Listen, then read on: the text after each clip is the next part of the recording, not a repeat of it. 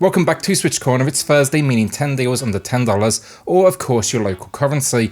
This week though, I've got to say we've got some big deals for you, with a few seemingly coming in with their lowest price ever and finally making that under 10 cut. So grab your credit card, get comfy, hit subscribe if you're new here and love the Switch, as much as we all do here, you know, join our growing family. And yeah, let's get started. So before we do kick things off, I've got 3 pieces of information for you. First, check that lower left corner, as always, for the pricing and to see if it's available in your region.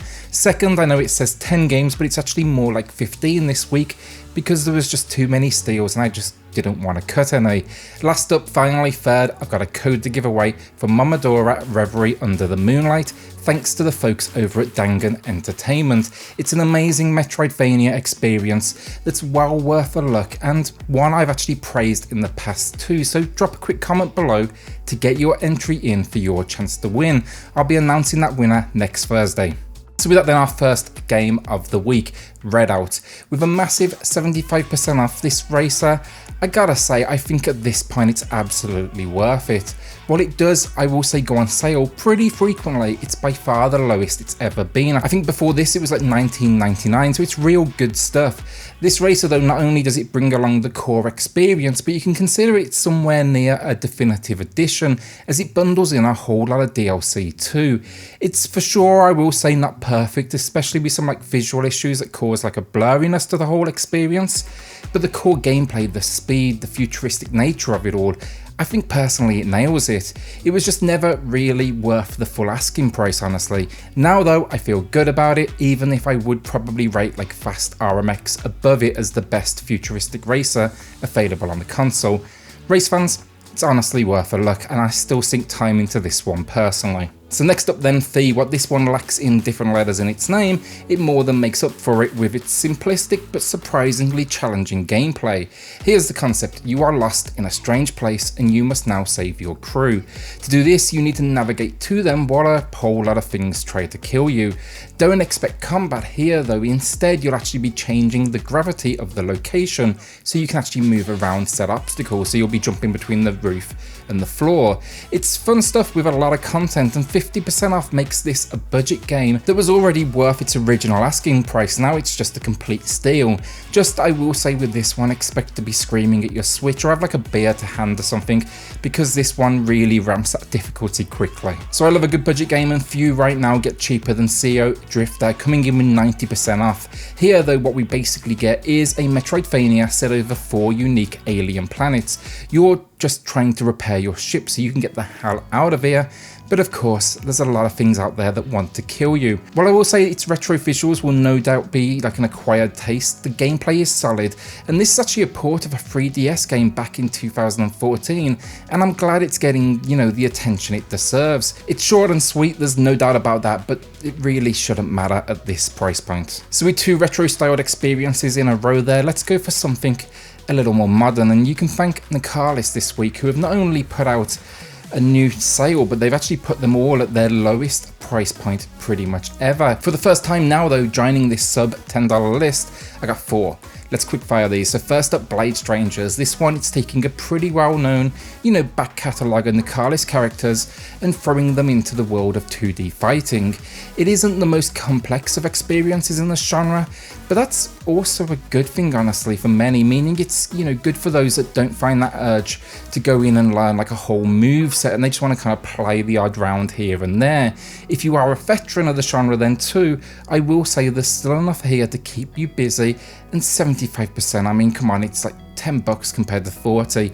In fact, actually all of these Nicalis games are 75% off, which is just an insane cut for this studio.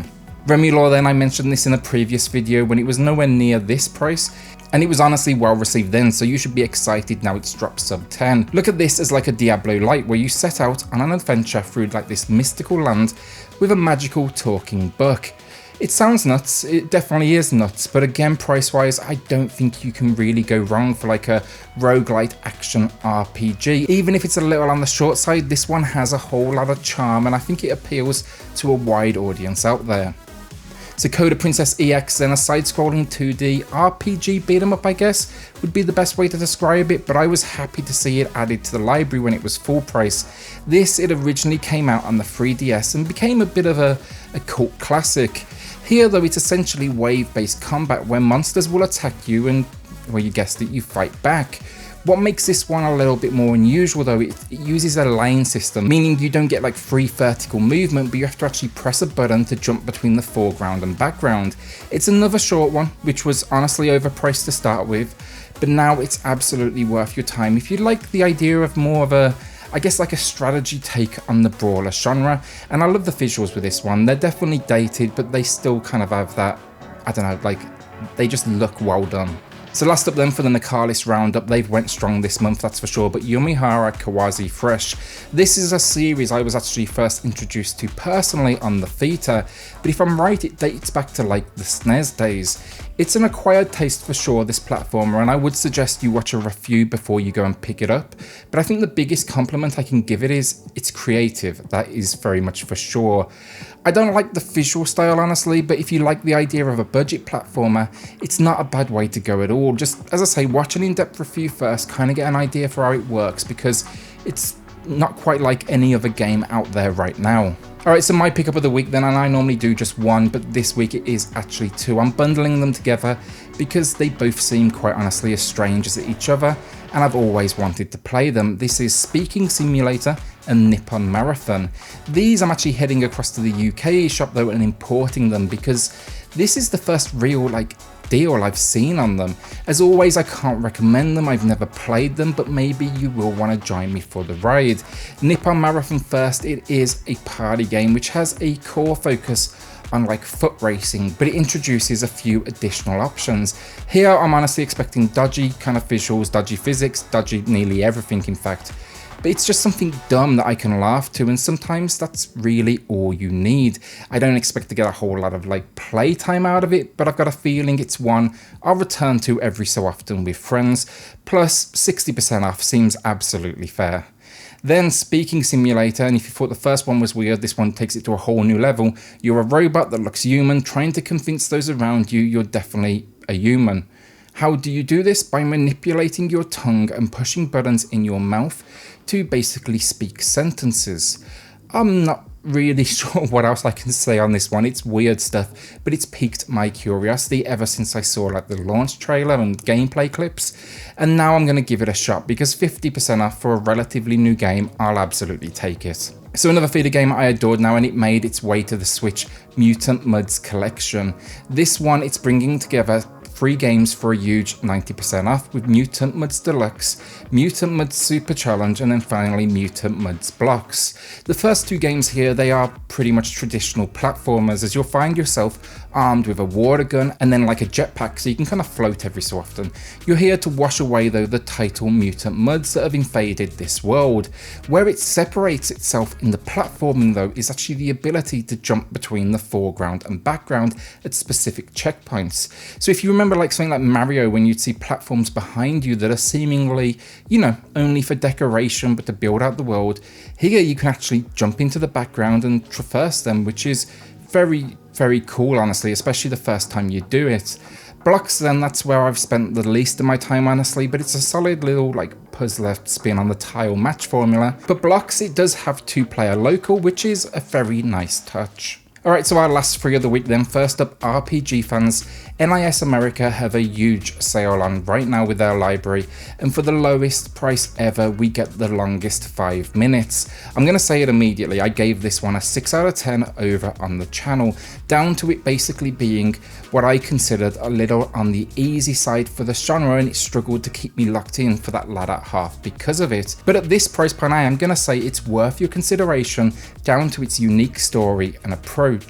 Here's how this one works. You start at the final boss of the game and you've lost your memory. As you face this demon king, the game's basically going to be throwing you back 5 minutes at a time to try and rediscover basically what's happened over this adventure, but also regain your skill set so you can defeat him. It's unique, just as I say, that last half's too easy. 75% off though always helps with making me feel a little better about something, and at this price point I actually would really take a look at it if you are a big RPG fan. So puzzle platformer fans then, Loadrunner Legacy. This one's a remake of a classic from 1983 that released on like the Apple II, the Commodore 64 originally. Here though, they've well and truly brought it into the modern age by maintaining the 2D viewpoint and single screen levels, but adding a 3D effect to everything that's kind of reminiscent honestly of like a Minecraft vibe. The idea is simple though, navigate single screen mazes where enemies will attack on sight and you simply need to collect all the gold and then get to the exit. I really like this one, it's addictive stuff and 50% off is more than worth it. So my game of the week then, and this was an easy choice honestly, but Ikaruga. I haven't seen this on sale since I think it was like the end of last year now, and it is quite honestly a masterpiece. Here we have a shmup that originated back on the stunning console that was the Dreamcast, and this one combines like bullet hell shmup gameplay with a ship that actually changes colour. What this means is if you're actually white bullets can't hurt you and actually help charge your weapons. Then if you're black, same thing, black bullets can't hurt you. So it's not only about taking down waves of enemies this one, but really analysing what's happening on screen and what's going to be the easiest path for you to find success. Throw in then the fact it has vertical mode, meaning you can use something like the Genius flip grip and rotate the screen. And this is quite honestly a must buy for pretty much anyone that owns a console. Don't expect it to be long, it's a shmup after all, so 40 minutes and you could technically do it, but come here for tough as nails gameplay and high score chasing. This is no doubt the very best shmup available on the Switch, probably in my eyes only matched by Danmaku Unlimited 3 and R-Type Dimensions, but I know someone's going to come and blow with games that I've missed in that list there, so please do, because I'm always looking for more shmups to experience. And that's it, another week down. What do you have your eye on this week? And is there anything you think I missed? If so, shout it out in the comments below and share it with the community here. I love seeing that every single week. There's always big discussions going around other games that we should be taking a look at. With that, a special shout out to our Patreons. We have added another one since this morning's video to the list, which we truly do appreciate. So thank you to you all so much for the support. It really does help out. If you want to check that out for yourself, the link is in the description below. And then yeah, if you're new here, consider hitting that subscribe button. If you love the Switch as much as we all do, join our growing family as we quickly approach that 10,000 subscriber goal. The support, honestly though, I've got to say, insane. So thank you for watching, sharing and liking. It really does make a huge difference for the channel. I'll see you all on the next video. Thanks everyone.